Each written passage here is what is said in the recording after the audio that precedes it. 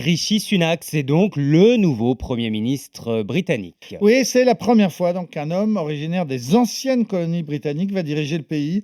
Rishi Sunak est d'origine indienne. Il en a beaucoup joué, évoquant souvent ses grands-parents immigrés et pauvres, et racontant que gamin, il avait dû travailler comme livreur ou bien comme serveur dans un restaurant. La réalité, c'est qu'il a effectivement fait ses jobs d'étudiant l'été, mais que ses parents n'étaient pas vraiment pauvres. Son père était médecin et sa mère pharmacienne. Il a pu faire ses études dans les meilleures universités anglaises, d'abord à Oxford, puis dans la meilleure fac américaine à Stanford.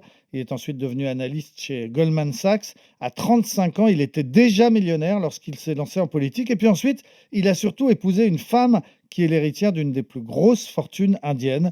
Le nouveau Premier ministre est donc bien le petit-fils d'un émigré pauvre, mais il est aussi à la tête d'une immense fortune. Et c'est un curieux concours de circonstances qui va le propulser à la tête du Royaume-Uni. Oui, un parcours plein de rebondissements puisqu'il était ministre des Finances de Boris Johnson qui faisait face à des multiples scandales. Rishi Sunak lui-même n'était pas irréprochable. Lui aussi avait organisé des fêtes en plein confinement. C'est ce qu'on avait appelé le Partygate. Il a d'ailleurs été condamné à une amende pour ça. Il était aussi soupçonné d'avoir fait un montage fiscal qui avait permis donc à sa richissime épouse de déclarer sa fortune en Inde plutôt qu'en Angleterre, ce qui lui avait permis d'économiser plus de 2 millions d'impôts au moment où, en tant que ministre des Finances, il demandait des efforts à ses compatriotes. Tout cela n'en faisait donc pas l'homme politique le plus populaire de Grande-Bretagne, mais il a su jouer sa carte. Il est le premier l'été dernier qui a lâché Boris Johnson, qui était empêtré à ce moment-là dans de multiples scandales. Il a été le premier donc à claquer la porte avec fracas et il a été suivi ensuite par la moitié des ministres.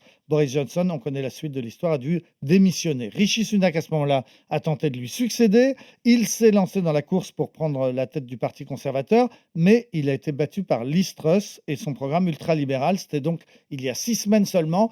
Tout le monde voyait à ce moment-là Rishi Sunak sur la touche pour un bon moment, parce qu'en Grande-Bretagne, quand on a perdu une élection, on a du mal à revenir. Sauf que pour lui, eh bien, miracle, on le sait, Liz Truss a été désavouée par les marchés financiers. Elle a explosé en plein vol, forcée de démissionner. Et revoilà donc Rishi Sunak, qui est devenu cette semaine le troisième Premier ministre de l'année au Royaume-Uni et déjà le second Premier ministre pour le roi Charles III.